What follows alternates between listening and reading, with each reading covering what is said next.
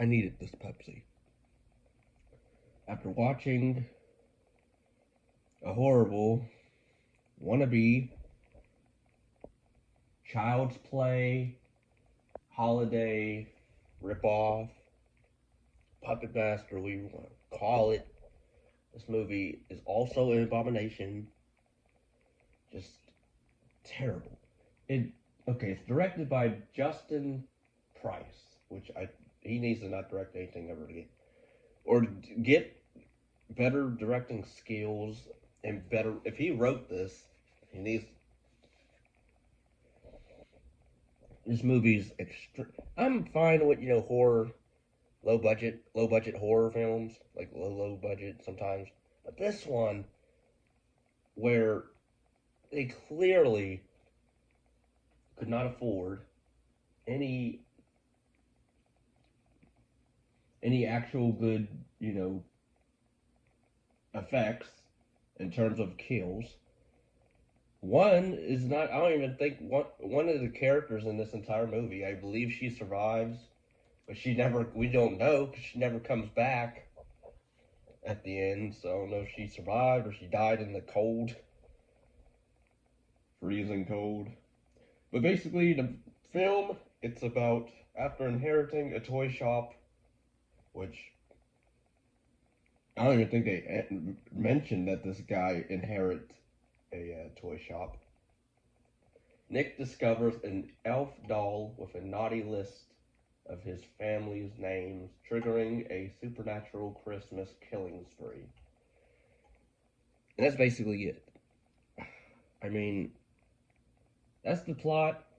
It's an evil little doll going around killing people in lame ways. The acting is atrocious. To what is this? The editing in this is just way. There's shots where it just lingers on stuff for no reason. It'll just linger on characters doing nothing. Literally. Even at the beginning, there's bad continuity in shots where it's snowing in the room, and the guy from we're seeing from behind him, it's snowing, and then when we cut in front of him, it's not snowing. So like even then, like I caught that right off the bat that oh no. I mean, and then the movie tries to be all ominous or creepy at the beginning with this older guy because it opens with this old man. We I guess find out later on is related. He was the grandfather of our lead guy Nick, but pretty much this old guy.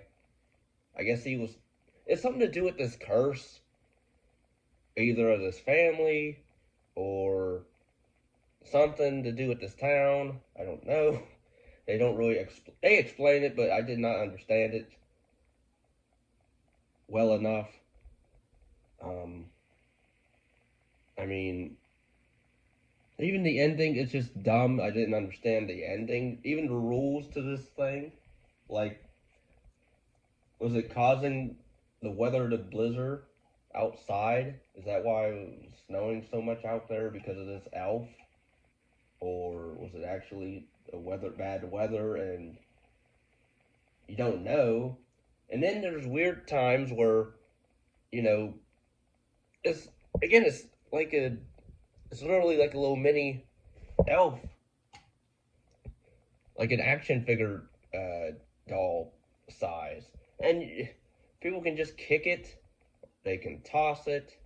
Even there's even one part where it spoilers where you think it dies at the end in one scene, and then it ends up not being dead somehow.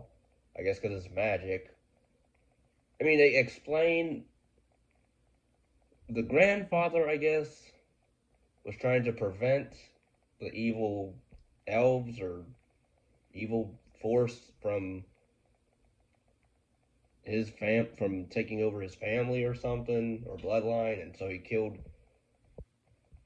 town members of the town or whatever, or kids in the town, I guess, or he put their souls in dolls or something. Again, I don't understand. Somebody has to explain this to me if you've seen this movie. And it felt long. I mean, where you think it would be over, it wasn't.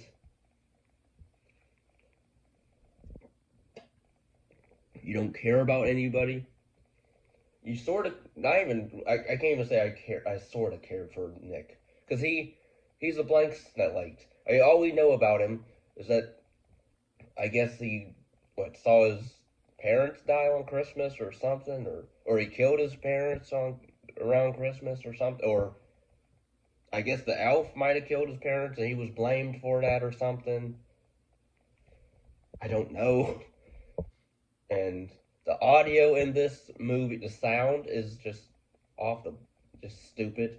Literally, there's times I had to, most of the time when I was watching this movie, I either had to turn up the freaking volume just to hear the dialogue because people talk so low in this movie, or then when it gets up to a certain level, then when stuff happens, it's so loud, I gotta turn it all the way down. And then because I'm watching this on Tubi, so then when the ads come on, it's blasting because I have it up to 26 something or 24, and it's blasting. So then I gotta lower it down to 17.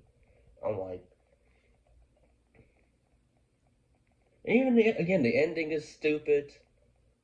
It was sequel bait, I guess, if you want to call it that. Um, which I hope there's no part two of the Elf. If there is, I don't understand why. I will never understand why movies like this, why the killer sofa, the killer bed gets made,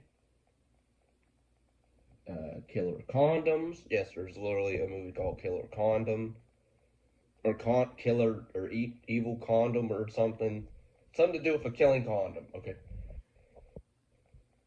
but and in the movie, in the third act is weird because then the characters totally turn heel on each other. It seems because like the girlfriend, because we spend more time with like the girlfriend and or the Nick character, and they're kind of in on it. They've been dating for like 3 months. He mentioned, and then they're already planning she's already planning their wedding, and she's like, "Oh, don't you want to marry me?" And I'm like, after he said they've been together for like 3 months, I'm like, and then and the fact that she like knows, like he has like night terrors or panic attacks or a little mental stuff going on. She's really gun ho about jumping the broom, which more power to her. But like, and then like even when she finds out like about like his family heritage and history, and she's still in on, yeah, we're gonna still be together and all, I guess. And but pretty much the movie characters die in stupid, lame ways. Characters really, the mom is like the dumbest one because I didn't understand her motivation. Where a scene where her husband is attacked by the elf, he returns, he's bleeding out, and then I guess she thinks the boyfriend Nick is in on it, or the one doing this. So then she holds a knife to him, and she's like, "Stay back. You, this is all due to you or something." So but then it cuts to her going into another room.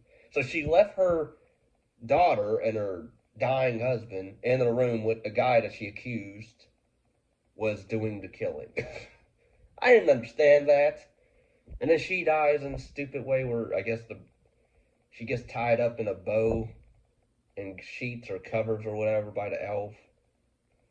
And then oh yeah, you have the one character with a one friend of the girlfriend. I don't remember the names of these characters. The only reason I remember Nick's name is because it says it on the plot synopsis. But the girlfriend or fiance, she has this friend who I kind of liked. I wish she was more into I wish she was part of the movie more because I thought she was like the most entertaining part of the movie where it was just her talking on the phone and like making jokes or whatever and using a bong. And then she even shows up at the end. She doesn't ask any questions of what happened in the house. She just like picks up the lead girl and then she's like, "Oh, I bought you this present. I hope it's not creepy. It might be a little creepy." And then she brings up the elf. But then, like the movie, I didn't understand the climax of the movie because like she turns on her boyfriend or fiance, whatever you want to call him. I guess fiance. She has the elf kill him, I guess, because she ends up putting her blood on the list, on the naughty list or whatever, because she like smears blood or that she was stabbed in the neck, I guess, onto the list, and then the elf turns its attention from her to him, so then I guess it kills him off screen. Oh yeah, a lot of these kills are either the first kill is off screen, the second kill is basically off screen, I guess, if you want to call it even a kill. Then you have these carolers I thought was part of the elf's trickery, but no, they were actual people that he was just killing, I guess. Um, and yeah, then you have the dad, he dies, and then the mom dies stupidly. The one character also, the redhead. I don't know if it was her sister or just one of her friends. I guess it was her friend. But she, I didn't understand that scene where she just literally, when the dad comes in, she just books it. She just goes. I don't know if she leaves, to go outside because when she opens the door, there's like snow. It falls. A little bit of snow particles come out when she closes the door. So I don't know if that was I think that was the front door she must have went out of. But she didn't carry no coat.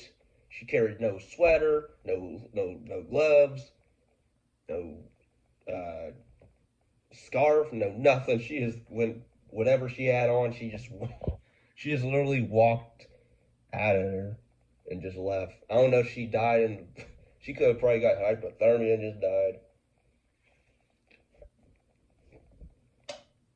We'd never see the redhead ever again that I remember.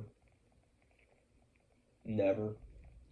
So that was like the one standout portion of this movie. What happened to the redhead? Like she just up and left. Um, but yeah, this movie is about abomination. It felt way too long. The writing is atrocious for characters that you don't care about. It tries to be deep with some stuff, I guess, with family issues and stuff, but it doesn't ring true.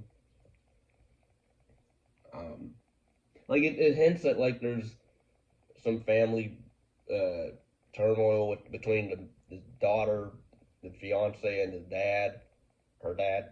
I guess it's not. They don't really flesh it out much.